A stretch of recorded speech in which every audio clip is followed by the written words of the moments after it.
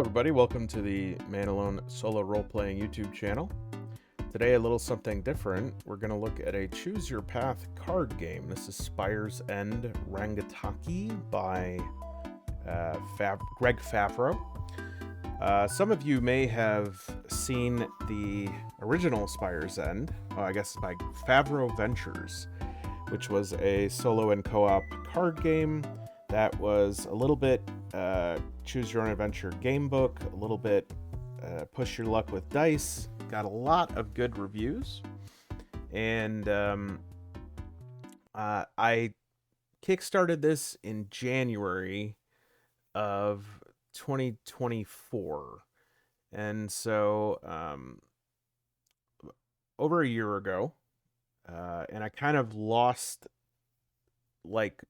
track of it, which is, is kind of nice when that happens with a Kickstarter game. Like if you're really itching for a game, it could be a tough thing, right? Because you really want your game. But if it's just a game that you thought looked cool and you got it and then you forget about it, it's like you get a little bit of a treat.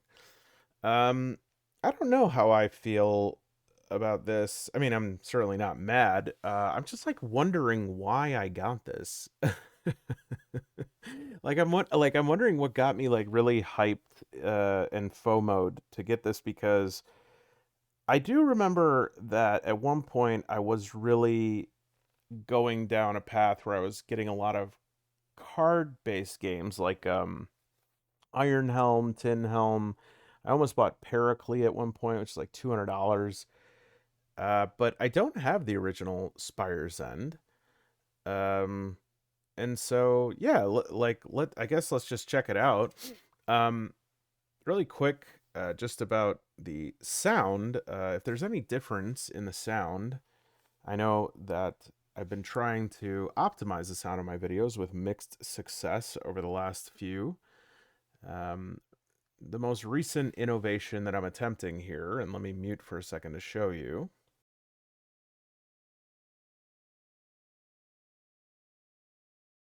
is using a gamer's headset here, which it's a pretty good headset as far as the range of those available. Now there's really not a headset that's designed for professional audio recording, as in a podcast or anything, so it's probably going to be a downgrade from my microphone. But my thought was that by using this, whatever downgrade in audio was compensated for with a lack of me bumping into the table, moving away from the microphone, rolling dice that sound like your house is falling down because the mic is connected to the table. And then just generally me being able to move around more, and especially sit back, because usually at the end of every video, I'm leaning forward to the mic. And I don't know why this happens. I have a movable mic, but I think it's that I have to be at the table and at the mic. And so anyways, I just wanted to try this out. Let me know if the audio is just awful. Obviously, it's just an option, but yeah, I wanted to try this out. I did just record a members only podcast. It was an hour and 36 minutes.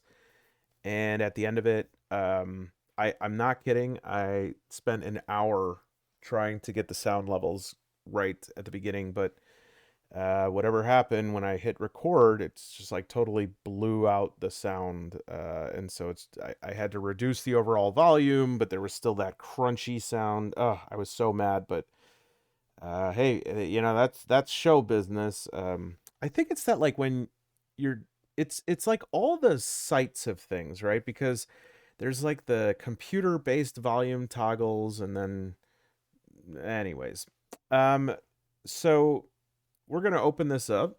That's the main point of this video. And again, don't remember kickstarting this, so I don't actually know how much of it I got. But it is, see right there, it's one player, 16 and up, 2 to 3 hours. I'm glad to see that it says 16 and up, because that's what the original Spire game was for.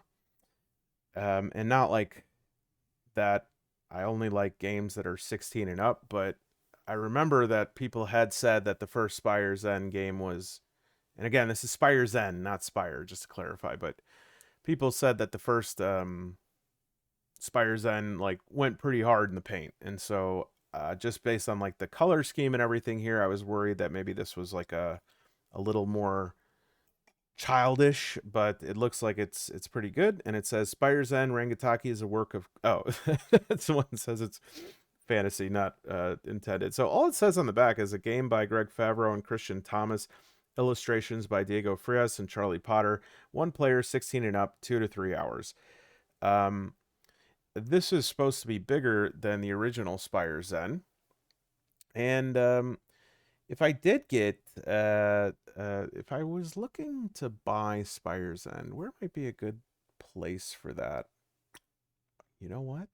I have an idea. Let's get a word from our sponsor and then check it out. Thank you so much to Noble Knight Games for being a sponsor of the Man Alone YouTube channel. Since 1997, Noble Knight Games has been serving the needs of gamers just like you and me. They specialize in both new and out-of-print RPGs, board games, war games, collectible card games, miniatures, and all things game-related. And yes, that includes solo RPGs too. At Noble Knight, they take pride in providing great experiences for their customers. Whether you're shopping in their brick-and-mortar store up in Fitchburg, Wisconsin, or through their easy-to-use website, you're going to see that pride reflected in every step of the process. If you shop with them, here's what you can count on. You're going to get discounted pricing, easy and secure checkout, fast and friendly customer service, worldwide shipment, and most important to an RPG fiend like myself, they have a huge selection. That's right, Noble Knight wants you to have the best gaming experience possible, and the most important step for that is to have the game. So to assist you in that, they regularly carry rare and out-of-print games. Games that are so rare, you probably didn't even know they existed, such as Blood on the Top Hat. So go ahead and look for yourself by clicking on the link below. If the game you're looking for isn't in the store right this minute, go ahead and add it to your wish list. They're going to email you as soon as it becomes available, and very often that happens sooner than you think. And I'm telling you from personal experience, you're going to be amazed at how dynamic and responsive their inventory is. When you are ready to check out, you can expect that your order is going to be carefully packed and shipped promptly, in many instances the same day you place your order. All the items listed on their website, unless listed as pre-order or special order, are in stock and ready to go. As always, they offer a satisfaction guarantee, so go ahead, click the link down in the description. Noble Knight Games, where the out-of-print, say it with me, come on, where the out-of-print is available again. Thank you, Noble Knight Games, for sponsoring the Man Alone YouTube channel. Awesome. And now, back to the studio. And wouldn't you know it, the original Spire's End is available on Noble Knight's website. You can get it,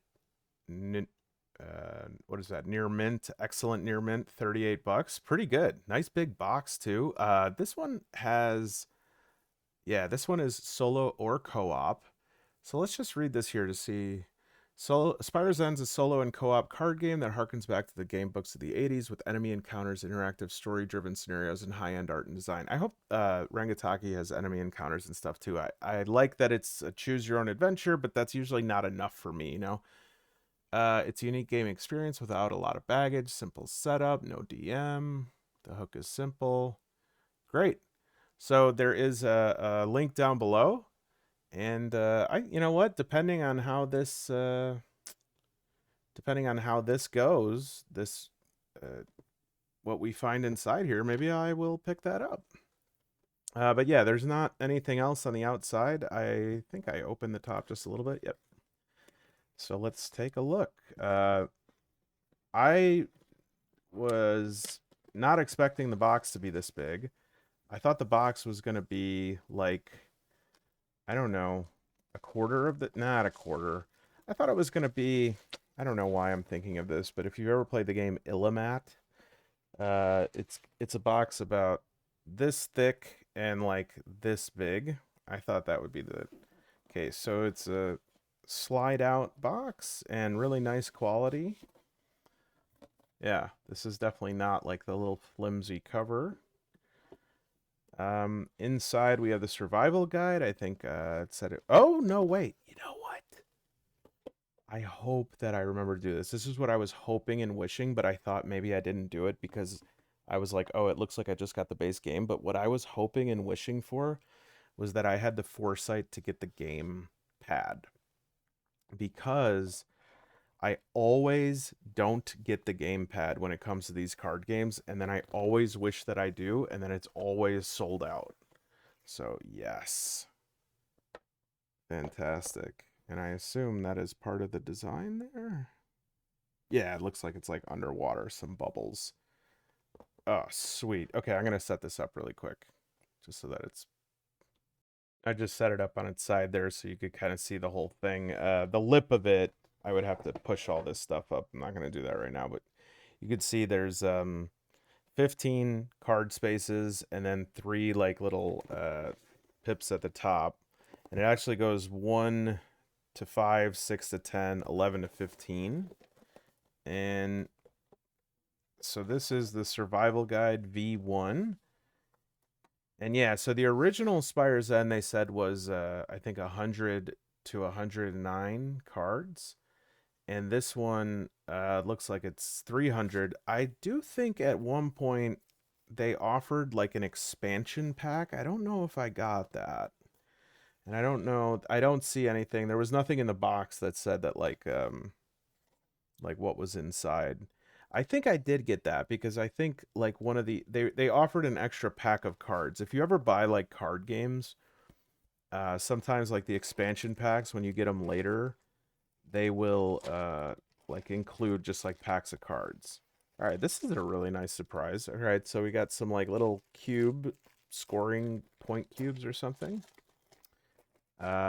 These I've never seen game pieces like this, and by the way, I'm just sort of uh I'm being conscious of the glare, so it's a little darker than usual, but I really hate having a glare in the camera. So yeah, different colored pieces right here, maybe points or upgrades. Really nice, unique dice as well. This looks like Legend of Zelda sort of HP, like your hearts.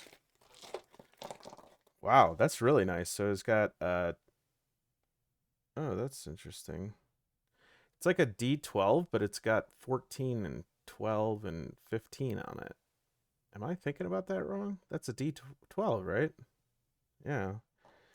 And then these die have 1, 0, 3, 2. Okay, so some sort of HP die. Really nice, really big, like bigger than normal. And then it looks like 3 D20s here. So that's interesting as well. And let's take a look at the cards. Okay, this is actually looking really cool. So I just wanted to say that normally what I would do when I would get a deck like this is I would sort of spread it out and let you see some of the different cards, but I actually don't think that's a really good idea because it even explicitly says in here, you know, these are divided into chapters, chapter 1, 2, and 3. And all I've got to say is, you know, with some Kickstarters, you're like, gosh, what's taking them so long? And with this one, I'm like, I get it. All of these are like, this is amazing. All of these cards are different. Just imagine like 300 cards of this design. I mean, maybe there's some that are the same, but so it basically says like, don't reveal any cards you haven't seen yet. You should go in chapter order. There's 3 chapters. There's room here for a 4th. So rather than like kind of going through the deck, I'll just play like a first few cards and you could see what's what.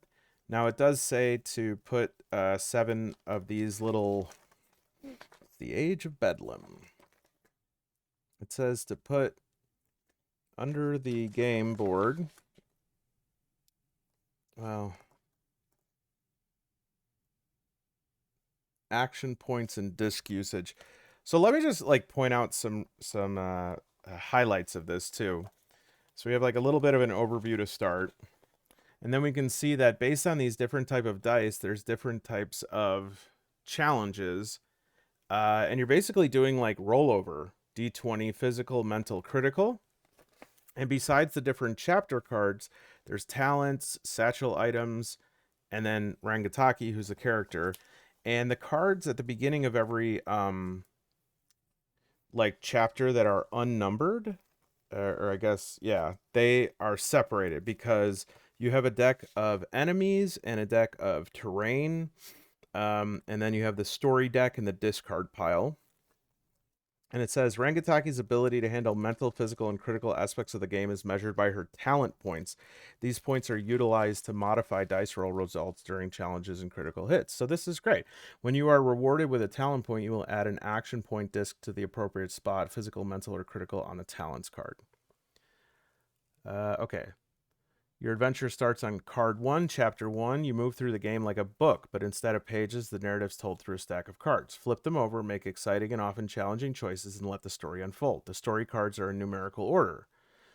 And it even says down here, be warned, once you have begun, do not look at any cards you are not instructed to see. Exploring alternate timelines can contaminate the mind, causing you to slip into a numb, vacant state of consciousness in the external planes from which you may never return.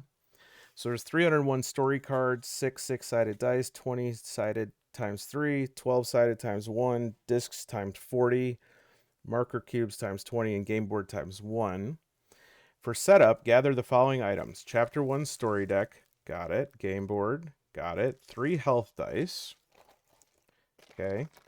1d12, 3d20s, 7 action point discs that are gold. And I think I have full health right now. So this is pretty cool. Like, you'd have 3...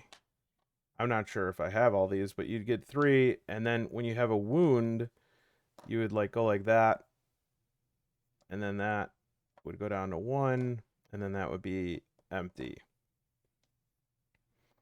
Really cool. It says, again, to put them under the board. I don't quite have space, so we'll see if we could keep them up there for now. And then it says I need the D20s and the D12s, so I do have that. 7 action point discs. You got to have your action discs. I hope everyone has those. And they said gold, so I don't know if it's gold or orange. I'll just use these, although these look maybe a little pale to me. I'll use these for now. What's the difference? He says. Okay. 1, 2, 3, 4, 5, 7. Very good.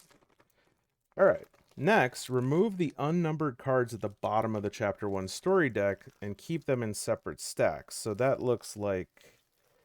So it goes up to, as far as I'm just looking at the numbers right now, and it looks like number 87. Yeah, so it looks like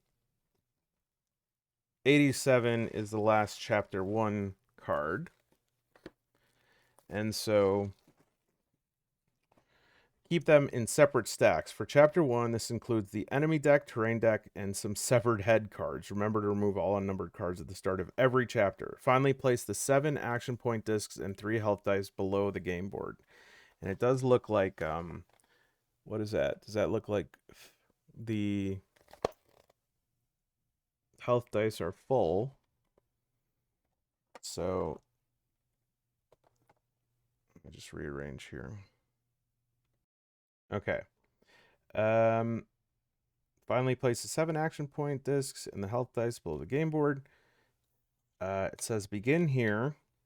You'll be asked to reveal cards 83, 84, and 85 on the first story card. So let's just take a look at the first story card here. Early this morning, you were rushed into the home of Sir Moakai. You sit silently now and watch her work. She waves an unsteady, 4-fingered hand over a cauldron filled with dark, swirling liquid. It's ready, she says at last. Moakai opens her mouth and heaves. Her tongue curls out over her lower lip as her throat bulges upward. The seer reaches inside and pulls out a small knife, followed by dripping cords of foul black ichor. She extends the knife toward you. Finger or toe? So then it says pull cards 83, 84, 85, and then... And what it says is refuse to, finger 3, toe 4. So,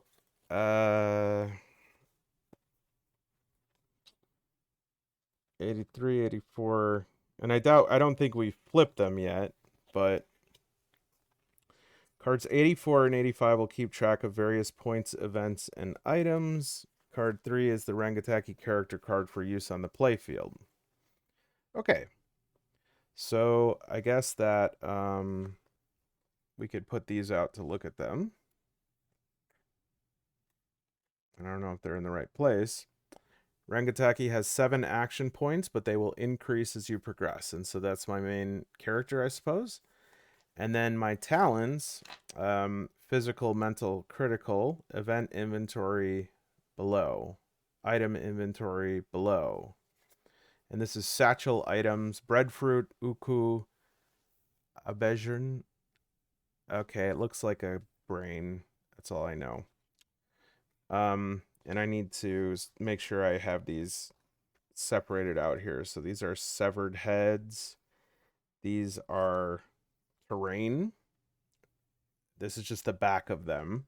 I don't see the front. I don't think severed heads have a back. Yeah, so that is the back of the severed heads cards.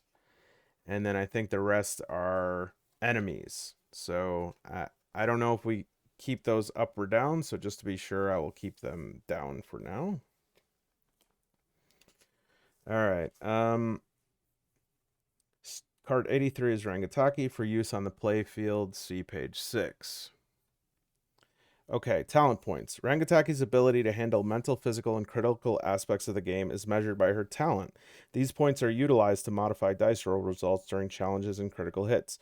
When you are rewarded with a talent point, you will add an action point disc to the appropriate spot. Cool. Physical, mental, or critical on a talents card. Talents card and event inventory. Okay, so A, physical points disc space. To keep track of physical points, stack orange discs here. Your physical points will increase your chance of success in physical challenges. B is mental. That's blue discs. C is critical, black discs. Please note you may only hold up to 5 points in each. Event inventory. Story cards often trigger events that may play a role later. You can identify event cards by the light blue tab at the bottom of a card, which bears the event name. So that looks like that. When instructed, place these events under the talents card with the event tab showing underneath to keep organized. And whenever you are faced with a challenge, it'll be indicated by a hexagon with a number inside of it. Challenges can appear anywhere in the game, such as on story cards, enemy cards, or terrain cards. The number inside the hexagon, so that would just be like your terrain cards. You're walking around. It's an encounter, right? Enemy cards, it could be, maybe it'll be like just some of them aren't going to fight you, maybe. The number inside the hexagon represents the challenge level. And so, yeah, you roll the 20-sided dice, and if it's equal to or over, you have succeeded in that challenge. And then I guess that I would also like add my bonuses for physical, mental, critical up to 5. The black 20-sided die will primarily be used for attacks during encounters, determining crit or miss rolls, which are covered on page 7. And then influence with talent points. Influence. Anytime you modify a roll result with talent points or action points, if you have any talent points of the same type as the current challenge you face, they will influence the result. Add these talent points to your roll to increase the chances. So, okay, they're modifiers. Challenge points can be used to influence any rolls in the game with the associated challenge. For example, I'm sure some of you probably already can infer this here, but if you roll a 9 for the physical challenge, and you have a physical point of 1, you would have to add 1 to your result of 9. Now you have the 10 needed to be successful. Since you succeeded in this challenge, you would reveal card 100. Had you failed, you would reveal card 101. Right, because under the physical challenge, it says, like, if failed, go here. If not, go here. Note, your talent points are not spent or lost when you apply them to roll results. They are permanent once earned. Try and uncover ways to gain more talent points to better modify. Also note, sometimes a challenge may only have a success or fail result specified. If the other result is not listed, it means that nothing happens for that particular result. And then we have the satchel cards. You can acquire and track 3 common items: breadfruit, uku, and abejern. Abejern? These items can be consumed at any time during the game to heal. You may hold up to 5 breadfruit, 4 uku, and 3... It looks like brain. Looks like an open skull with a brain. I'm just going to be honest. Breadfruit heals 1 wound. Uku gain 1 action. Brains heal 3 wounds. To keep track of breadfruit, stack gold discs here. Uku is gold. And gold for Bergen. Item inventory. Additional items can be uncovered during the game. You can identify item cards by the dark blue tab at the bottom, which bears its name. When instructed, place these items under the satchel items card with the tab showing underneath. Health dice. Managing health is critical for your game's progression at the start. Rangitaki can sustain up to 8 wounds. If you are wounded a 9th time, the game is over. You have 3 health dice to keep track of wounds. Each health die counts as 3 wounds before you move on to the next one. At the start of the game, it should be 3, 3, 3. You have 4 main ways to interact in the game: navigational and story choices, challenges, inventory items and events, and action points. Action points are the primary currency spent in the game, so managing them carefully is essential. Unlike talent points, you must spend action points to perform your actions inside and outside of encounters. On story cards, you can spend action points to heal, influence roles, and perform bonus activities. Here are the key points to remember. You start the game with 7 action points.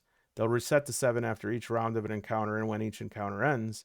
Action points do not reset at the start of encounters. The amount you have at the beginning is what you will use for your first turn.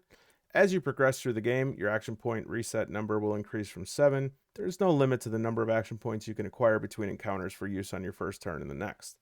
Action points and disc usage: use the gold discs to keep track of your AP.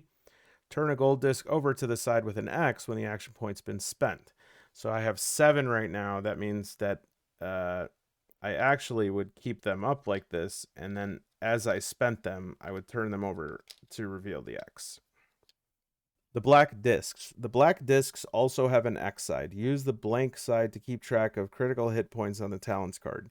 Use the X side when a black disc is instructed to be placed on the playfield for block spaces. Healing. Whenever your health is low outside of encounters, you could spend AP to heal immediately. Each action point heals 1 wound. If you're at a disadvantage on a challenge or crit miss roll due to a lack of talent points, you can improve your chances by spending action points. Okay. Sort of like inspiration, maybe. Whenever you roll a 20, it's known as a perfect roll. Pay attention to challenges that offer rewards for achieving a perfect roll. And then natural 1, you cannot use action points or talent points to influence the roll. So that's a crit fail.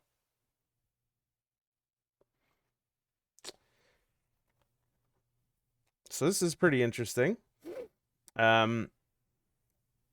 You will encounter a range of situations that will transition you from the story deck onto the playfield. The story cards provide instructions on these encounters, including duration, character placement, terrain, special rules. So this shows you like where to place on the playfield, the potential enemy starting space. Enemies and terrain can't start in these spaces. Duration, how many rounds the encounter will last, and then any impassable. So this is pretty cool.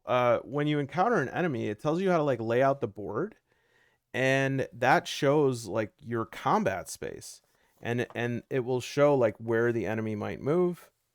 Characters and terrain can be placed on the playfield in 3 ways: on a specific numbered space by rolling the D12 die, or by, that's why the D12 die has like up to 15 on it, by rolling or using the 50-50 rule. When instructed to roll the D12 for a starting location, roll the 12-sided die and place the character and terrain on the corresponding numbered space. If that space is occupied, place them on the nearest available space. Funky D12. Numbers 2 to 4 are missing. Normally, you will not place random enemies on terrain in these spaces. Space 3 is usually Rangitaki's starting space. The playfield consists of 5 columns and 3 rows.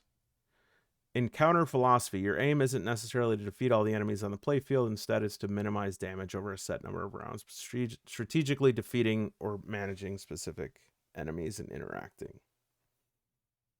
Let's look at card 11 in the story deck. All right.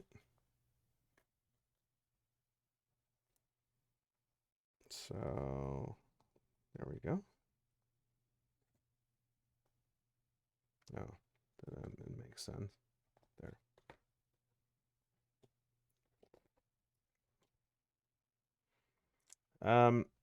This gives us instructions for the first encounter. In the playfield placement diagram, space 3 highlights where you place the Rangitaki character card, indicated R in blue. Space 8 in orange indicates where your primary adversary is placed. Next, you are instructed to pull 2 cards from the enemy deck and roll the D12 for placement. So I roll the D12. You roll a D12 and get 6, so place enemy 1 on space 6. You roll the D12 again for enemy 2, you get another 6, and space 6 is already occupied. Place the enemy on the nearest available space closest to Rangitaki. Okay. Encounters include rounds, turns, and action. Yeah, so this works a lot like tabletop. You have your rounds, you have your turns. Your turn is always at first, so you always have initiative. You have flexibility to decide how many AP you spend. After each round, action points reset to 7. Yeah, this is cool. Turn chains. Defeating enemies and succeeding in challenges during encounters can earn you bonus AP. If these are awarded during your turn, they're immediately available and you could use them to gain even more bonus points. There are 4 basic types of actions: attacks, augments, skills, and movement. There's crits. Wow. This is I'm very, very pleased with this. I could see why I kickstarted this. I was afraid this was like a choose your own adventure. I am definitely getting Spire's End from Noble Knight. Unless you beat me to it. Yeah, so I'm not even going to be able to go through all of this. You see here's like playfield rules, terrain encounters, different. They go through a scenario, and then there's these drink challenges. Oh, and it says do not read that, so let's not look at that. But yeah, so this is why I remember I got like one of the expansion packs was like different drinks, and I was like, well, what is that? I don't understand why I need like a Mai Tai or whatever. But I guess drinks play an interesting role in the game. So let me know if you've played Spire's End or if you'd be interested in this. Looks cool to me. I mean, honestly, one of the things that, uh, like, even some really good card games, I think the thing that turned me off to them at a certain point is like the story was very minimal. Which, if it has a good loop, that doesn't matter. You know, Unbroken had an awesome loop. Iron Helm has an awesome loop, and that can carry it pretty far. But this game, you know, I'm interested to see what play looks like. This looks like a game that would be good to play on a live stream. Did anyone else back this, or did anyone else play Spire's End? Let me know. Would you be interested in getting this? It looks like it's going to be available. The other thing I picked up today was the Stygian Library. I don't know if you ever heard of this. It's a library-based sort of OSR dungeon crawl. Inside is beautiful. Don't know if anyone's heard of this, but it looked awesome to me. So, yeah, a little bit of a shorty video there, but I just wanted to pop in and open that before I went to bed. All right. Thanks, everybody.